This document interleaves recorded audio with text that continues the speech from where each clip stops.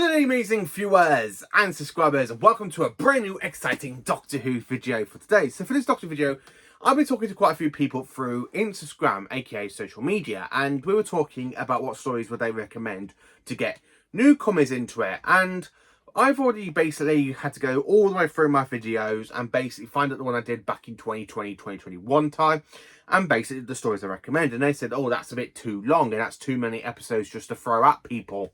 So they asked me, can I do an up-to-date video, but saying which story would I recommend from each Doctor? So mainly from the 1st to the 7th Doctors and then 9th to the 15th Doctor. So, and I thought to myself, you know what, if I could do this, it's got to be some stories that that really would get people mostly into the show.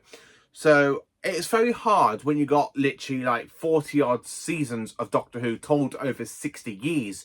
And you're trying to work out what stories to pick for different, like for the Doctors. That normally I like to do a top 5 and basically mention 5 Hartnell, 5 Troughton, 5 Pertwee. But no, I've got to stick to one story per Doctor. And it's going to be a bit of a tricky situation because I just love Doctor Who. Doctor Who is the best show in the goddamn planet, people. It is the best show.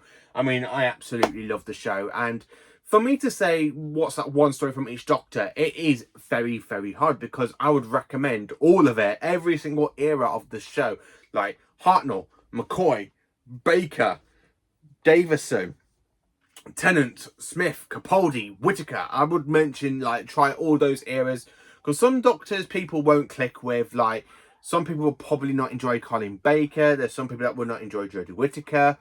So I'll actually have to pick out what story would I recommend to a newcomer from each Doctor. And as I was there writing down this list, I found it hard because every time I tried to write it, I had to take a story out of the list. So I had to, it's literally when I'm thinking, oh, this story would be good. No, this story would be a great one for this Doctor. Oh, damn it, why has this Doctor got so many great stories? And that's the thing, there's so many great stories from each Doctor's era. So here's me trying to recommend one story from each Doctor. So let's get into it. So for the first Doctor, now this one was an absolute tricky one because Hartnell's got so many iconic stories and I absolutely love all of the Hartnell stories. Now, Hartnell is one of my least favourite Doctors. That's because even though he's the original, I just prefer other Doctors above him. And for me to try and pick out one episode, okay, one story from any of his stories, you know, that we've got existing, it's very, very goddamn hard. It is really goddamn hard when I'm there going through all of season 1, season 2, season 3, and a little bit of season 4 because it's the main regeneration story, aka the 10th planet. So I'm literally having to say what story would I recommend to a newcomer. So for the first Doctor, I'm going to have to go with the Dalek Invasion of Earth. Now, the Dalek Invasion of Earth, it is my favourite story from season 2. And to be honest with you, it's definitely in the top 5 Hartnell stories for me. Now, my favourite Hartnell story is the Aztecs, but I don't really want to bore people with a historian episode like as that story is set in 15th century Mexico. So the Dalek Invasion of Earth, I have to recommend because one, if you love Modern Who and you love the Daleks, you're going to love this story. So this is the very first time we actually see the Daleks invade Earth. And not just only the Daleks, they also create Robomed and basically us humans they robotize to make them obey the Daleks and to go and do their bidding. And then, of course, we have the very, very first goodbye to a companion as we say goodbye to Susan, aka the Doctor's granddaughter. So I had to put this one because it has the most meaningful goodbye for the Doctor and any companion, because this is the Doctor having to say goodbye to his absolutely granddaughter. And that's the thing, this is where the Doctor has to really say goodbye, and you can tell it really does hurt the Doctor having to leave Susan and make her own way, do what she wants with her life, and basically follow her roots with David instead of basically her travelling with the Doctor and following his roots, where the Doctor wants her to have her own roots. And I really do like that story. It is just a great story. It is told over 6 parts, and I just absolutely love the Dalek Invasion of Earth. It really is. So for the second Doctor, this one's now, Patrick Troughton, or Patty T, as most fans like to call him, thanks to TGS Milkshake, because I think he's really getting that spread out there in the whole fandom. So Patty T, for the story I have to recommend, now I can't recommend any of the live action ones because some people not really click with like the fantasy island that we have for the Time Middler, not the Mind Robber. And if I was going to actually say my favourite story, it's not one that's basically existed. It's just got 2 episodes. So I can't really say that one. So I'm trying to think which is a popular story that exists for Patty T. And I know there's literally 2 villain stories that we basically have full on existing, which is Tomb of the Cybermen and the Seas of Death, which have basically 2 iconic monsters, one of them being the Cybermen and one of them being the Ice Warriors. And of course, they both have appeared in the modern era. So I have to say, I probably have to basically go with the Tomb of the Cybermen. Now, the Tomb of the Cybermen, it is another good story. I absolutely love this one. It's definitely my top 5 Troughton stories, and they are absolutely amazing. So we are set on the planet Teros. We've literally got explorers, aka an expedition going on. They find the lost tombs of the Cybermen and basically accidentally revive the Cybermen thanks to one idiot. Now, I would highly recommend Tomb of the Cybermen because, one, I just love the Cybermen themselves. I love that iconic shot with them literally climbing out of the tombs. You just got that music that really pulls on the atmosphere and just pulls people in. I just absolutely flip out. Love that scene and it's brilliant. So yeah, I have to go with the Tomb of the Cybermen. So for the Third Doctor, now the Third Doctor is definitely the most tricky one for me. One of the most tricky ones because I love all of these stories apart from one, which is the mutants. But all of these stories, they're just so goddamn hard to pick. Just trying to pick one of his stories to recommend to one newcomer. And I have to go with Spearhead from Space because it's a great introduction to the Third Doctor, following basically the Doctor's exile. So the Doctor is exiled onto Earth. It really just kind of set up the Pertwee era really well. Plus, it's the debut of the Autons, and people probably seen the Autons like in stories like Rose or the Pandorica Opens / The Big Bang. So I really think the Autons need to make a big return to the show in a quite unique way. And to be honest with you, I have to say probably Spare from Space because, one, it's just a great introduction to the Unit story. So Unit we got going on, aka, as you all know, from season 40, the finale. So I think it'd be quite good to see basically the second story to have of Doctor Who with Unit in. And of course, it's all in colour. And of course, it's out on DVD and Blu-ray. So you can either pick up whatever copy you want of Spearhead from Space. Either you want to watch it in full transmission HD because it was all shot in 16mm film. That has really literally boosted up in HD quite well since the release on the DVD and the Blu-ray. I would have to recommend, yeah, Spearhead from Space. So this one is definitely one of the most hardest Doctors I have to pick one story from. And that's, of course, my favourite Doctor, Tom Baker. Now, Tom Baker has got so many iconic stories like Ark in Space, Genesis the Daleks, Pyramids of Mars, and of course we have some other great stories as well with basically Tom Baker, like Horror of Fang Rock, Talents of Wing Triang, The Hand of Fear, the Face of Evil, the image of the Fandal, and then of course you have like stories like City of Death, Sharda, and then of course you've got like the Keeper of Trock and Legopolis. So if I'm going to pick one story from Tom Baker, it's got to be one from the early seasons because that's when Tom Baker is at its peak. Because Tom Baker's got 3 different eras. You've got the Philip Hinchcliffe era, you've got the Graham Williams era, and the John Nathan Turner era. And I'm going to have to pick one story, and I'm going to have to say a story that most fans really need to watch, and that is of course Genesis of the Daleks.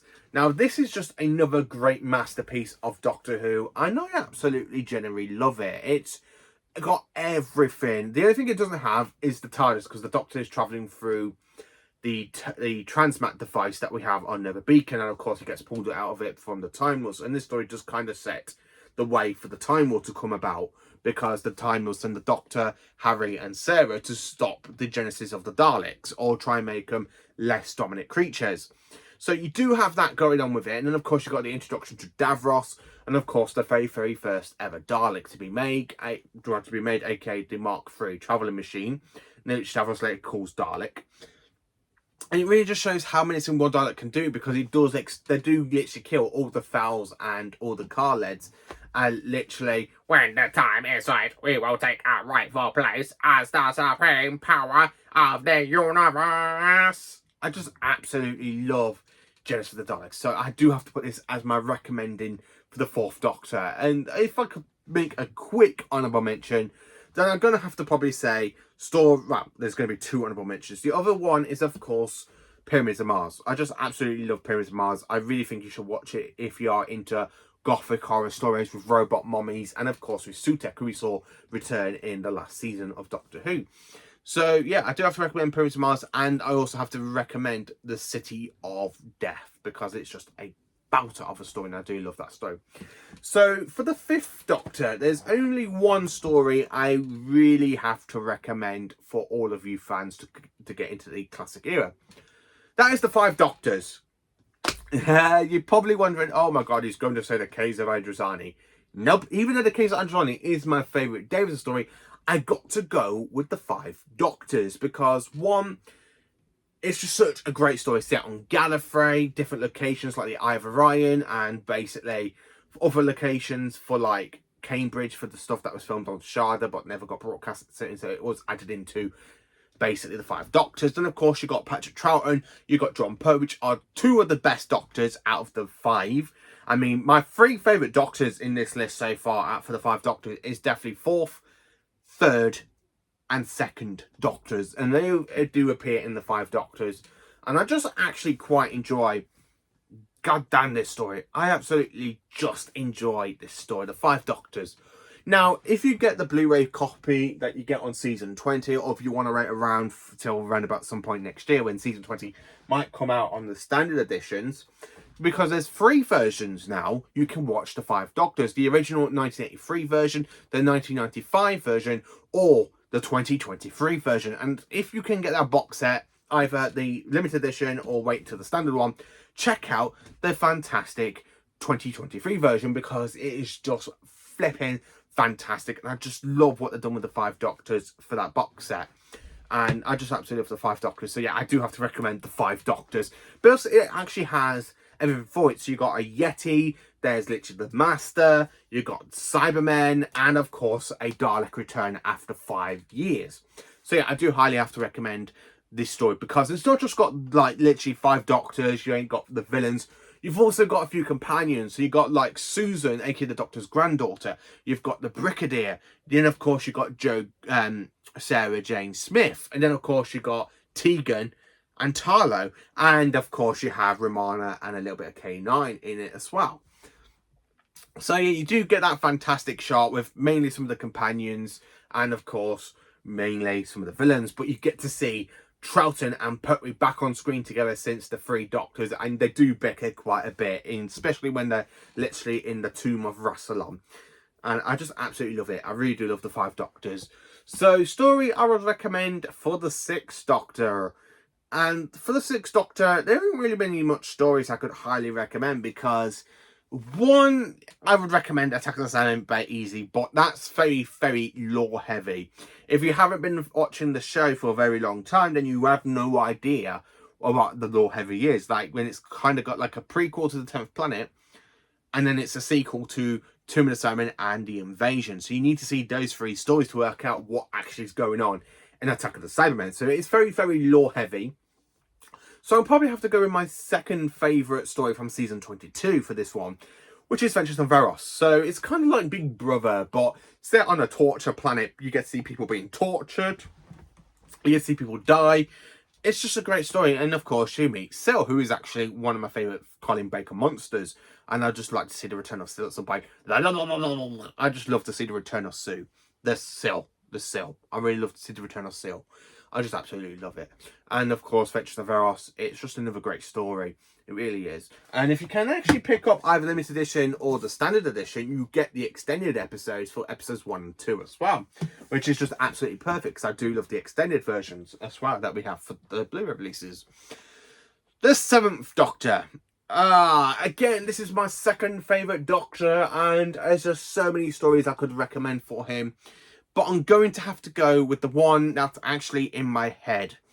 And that is, of course, Remembrance of the Daleks. So, again, Remembrance of the Daleks is a very lore-heavy story, because I mean, it has the plot of basically the very first episode of Doctor Who, and it follows on when the Doctor just left London, and the Daleks come looking for him, and of course, the Doctor explains about the Hand of Omega and all that. But the reason I do recommend it, it is the last ever story to feature the Daleks in classic Doctor Who. So yeah, I do highly have to recommend that because it's the last Dalek story, it's the last Davros story for classic Who. You're going to see the Doctor turn Skaro sign it into a supernova, and it's just brilliant. I absolutely love it.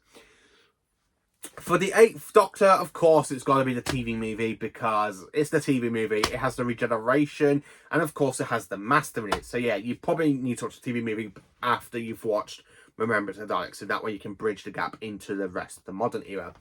Then, of course, talking about Christopher Eccleston, because I do have to include the modern Doctors for this one. So for Christopher Eccleston, I'd probably have to go with The Empty Child and The Doctor Dances, just because it is a creepy, amazing, horror-type story. I mean, it's very much like, are you my mummy? And it literally pops out your throat. I absolutely love this two-parter. And of course, it is written by Stephen Moffat. And this is the very first episode I actually did enjoy for Stephen Moffat when I watched it back in 2005. Before he made a comeback as a writer for The Girl in the Fireplace. And of course, you got him in Blink. And then, of course, you got the Silence in the Library of Forest of the Dead before he takes over as the actual showrunner.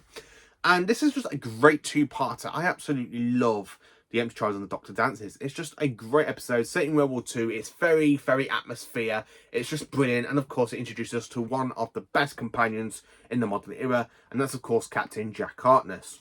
So yeah, I do have to recommend basically The Empty Child and The Doctor Dances. So for the 10th Doctor, again, now the 10th Doctor is my least favourite Doctor because of the romantic side. So I'm not going to recommend anything from Series 2. Anything from Series 2, I will not recommend because Series 2 is definitely the worst Tennant season. It's definitely the worst one ever. It really is. It's not a great season. It's not a good season. Now, there's people out there that are happy and go lally going, oh yeah, Series 2 is Tennant's best. Really? Yeah, that's my face. It's like when someone goes, oh, Series 2 is Tennant's best. Just get out of my sight now. It's just like that. Just get out of my flipping sight. I don't care for Series 2. Series 2, even though it has some good episodes in it, I do not recommend anything from Series 2. So that basically leaves anything from Series 3 and 4. And I'm going to have to recommend another fantastic horror creeping episode. And that's, of course, The Silence in the Library and The Forest of the Dead. It's very, very claustrophobic. I mean, you can't stand in the shadows because there's creatures called the Fascinarada and they will literally eat you alive. They will literally eat all your flesh and leave your bones and then literally take over your bones and basically make you walk around as a dead corpse and say, hey, who turned out the lights? I really have to recommend this story because one, it actually has another introduction, but this one is to one of the best companions to the Doctor, River Song. And I really do like River Song and Axe Kingston because they're just absolutely brilliant. So yeah, I do have to really recommend this two-parter. It's just a great one, and Tennant's absolutely better in this one. I absolutely love Tennant for this story. I really do enjoy Series 4, and I really do enjoy Silence in the Library and Forest of the Dead. So I do have to recommend that two-parter. The 11th Doctor. So for the 11th Doctor, Matt Smith, I'm going to have to say another great episode of his. Now, this one is from his very first season of Doctor Who. It is The Time of Angels and Flesh and Stone. So this is the Weeping Angels' best outing in Doctor Who. And I don't mean that. I mean, people say Blink is the best. They're wrong. Anybody that says Blink is the best, time to go watch this episode because this is where the Weeping Angels are just so good. I mean, they're going around snapping people's necks open, stealing voice boxes. A whole army of Weeping Angels coming out from the base of the ship because of the radiation. It's just such a fantastic episode. I really love this two-parter. It's just a great two-parter. And of course, it has River Song in it. River Song, Weeping Angels, great combination. And I absolutely love this one. So yeah, I do have to recommend this one because it's one of my favourites from Series 5. And it's actually in my 5th favourite place for the Matt Smith era. And I just absolutely love it because it's the Weeping Angels' best outing for Doctor Who. It's literally the best one. Not even the latest Weeping Angel episodes that we had in Flux has even kicked this one out the park, because this is still the best Weeping Angel two-parter and the best Weeping Angel story I have ever seen, and I don't think they ever can replace it on screen. So for my favourite Doctor, aka from Modern Who, we have the 12th Doctor, played by Peter Capaldi, and I'm going to have to really recommend only one story, one episode. Heaven Sent. This is generally a masterpiece for Peter Capaldi, and I absolutely love the Veil. So the Veil goes around trying to kill the Doctor because it wants the information out of him from the hybrid, and of course the Doctor is trapped in his convention dial. So basically you've got the Doctor trying to work out where he is, how long he's been trapped in the convention dial, what the Veil is, and basically what it's going to be. I just absolutely flipping love this episode. It's just great, it's just fantastic, and just pure amazing. So I really do love it. I really do love the Veil, and I really do love Heaven Sent. And then of course jumping into Jodie Whittaker, and I'm going to have to say a story from series 12. aka season 38, I'm going to have to say. And it's, of course, Spyfall Parts 1 and 2, because it is just another great masterpiece. And the fact this is literally the opener to that season, bang out. Bring out the money. Bring out the money, because it's just brilliant. Honestly, it is just pure brilliant. And I absolutely love it. I really do love the episode. It's just fantastic and amazing. I just can't get enough of it. I really can't. Spyfall also has the return of the Master, and this is actually one of the best Master reveals I've seen in the show since basically Roger Delgado. And that's have to say something, even though I love Anthony Ainley's Master, and Anthony has some great literally appearances where he's like, "It's me," where basically Sasha One is literally hiding in plain sight, and he plays the Master really well, and I absolutely love it. For the 14th Doctor, I'm going to have to say The Giggle, because it's just a great episode. I absolutely love it. It's the best episode from the 60th anniversary specials. Also, I love the fact we've got Neil Patrick Harris. Neil Patrick Harris is one of the most recognised actors I think there has actually been in the modern era of TV, considering how much stuff he's actually been in. So he's actually quite good as a toy maker as well, and I really do enjoy his performance as the toy maker. And of course, it is basically got the 14th Doctor, played by David Tennant. So David Tennant does play two incarnations of Doctor, and I absolutely prefer 14 over 10. So much prefer, because 14 is just such a different incarnation of the 10th Doctor, and I absolutely love it for that. And of course, I weren't too fond of the whole bi-generation sort of thing going on, but if it doesn't, I'm really hoping it's just kind of a one-off. So when it comes to Shooty regenerating, I'm hoping we just see him burst through the regeneration energy, pop out comes the 16th Doctor, not basically what happened for the bi-generation, where it literally just pops to the side. Oh my god, you're me. Yes, and you're me. Yeah, like that. Yeah. So I do have to say that one. Then, of course, we have the 15th Doctor, Ncuti Gatwa. And I'm going to have to recommend a story I don't think I actually quite enjoyed the first time around, but it has really grown on me quite a lot. And I have to say this, it's mainly because of the romance stuff going on in it. And I do have to recommend Rogue, because cosplaying aliens, cosplaying humans, top notch. A character a bit like Captain Jack Harkness, but so much baggage, and a bit like the Doctor had all that baggage going on at the time with stuff, where Rogue has that kind of baggage, but something different. We don't know what's going on with him. And I really love that clip with all the Doctors, where basically you got all the Doctors' faces, and then of course you got an extra face played by Richard Lee Grant, and Richard Lee Grant played the Schalke Doctor. I do have to recommend that one. Also, I also have to recommend for Ncuti's Doctor the Devil's Cord. Now, that is just because it follows on from The Giggle, so we see the return of a celestial being, aka the Toymaker's child. And Maestro is played by Jinx Monsoon, and I do have to recommend that story. So that is basically one story I would recommend from each of the Doctors. Let me know in the comments what stories would you recommend to get a new person into Doctor Who from each Doctor. Thank you for watching this video. Please do like, subscribe, share, and I hope you enjoyed this absolutely video. And I hope you enjoy this channel as well. So thank you to all the new comments that have actually subscribed to the channel. I hope you all are absolutely loving the channel, and I hope you all are having a fantastic day. Hope you have a fantastic day tomorrow, and join me for more awesome Doctor Who content. And as well, let me know in the comment section basically what story would you recommend from each Doctor to get a new fan into it. So thank you for watching and have a cracking day, you amazing viewers and subscribers.